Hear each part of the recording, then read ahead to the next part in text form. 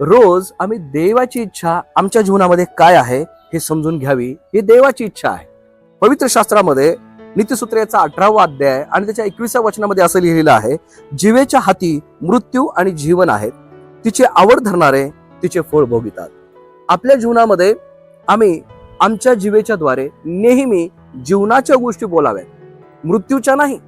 कारण जर आम्ही मृत्यूच्या गोष्टी बोलत राहू लागलो तर आमच्या जीवनामध्ये मृत्यूच्या गोष्टी होत राहतील, नकारात्मक गोष्टी होत राहतील. परंतु देवाची इच्छा आहे की आम्ही जीवन आमच्या जीवेनं बोलत राहावं.